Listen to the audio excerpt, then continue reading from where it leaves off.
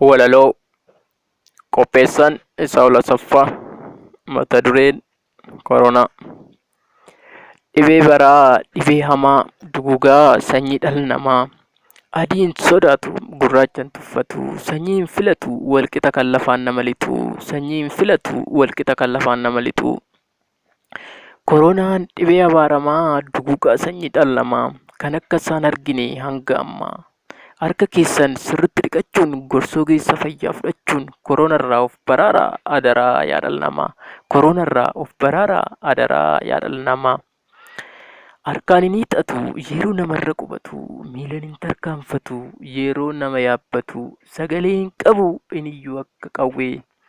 Callisee duguugadhaam kutataa akka cuubee, callisee duguugadhaam kutataa akka cuubee.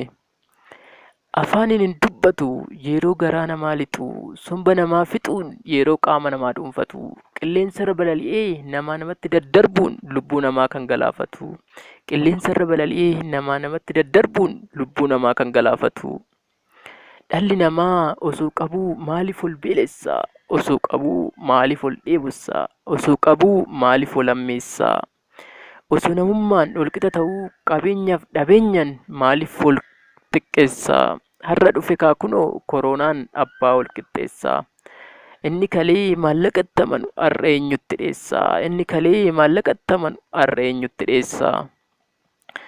Balleessaa dhala namaatitti cubbuu ta'e lafarra tarii samiirra ba'e.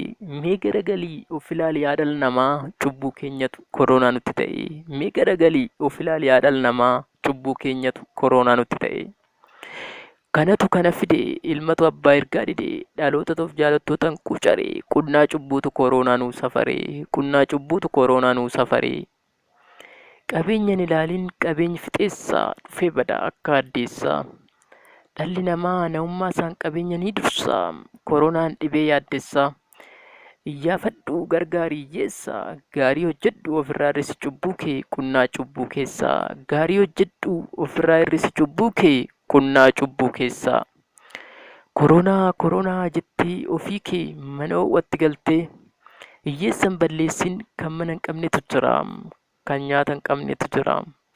Waan qabdaniin bakka jirtanitti wal gargaaraa adaraa yaa firaa. Waan qabdaniin bakka jirtanitti wal gargaaraa adaraa yaa firaa. Dhibee baraa nu baraari jedhaam laphee qulqulluun uumaa kadhaa. Tokkicha maqaa dhibbaa gurraacha garaa garbaa qofa fayyisaan addunyaa hundaa. Tokkicha maqaa dhibbaa gurraacha garaa garbaa qofa fayyisaan addunyaa hundaa. Galatoomaa.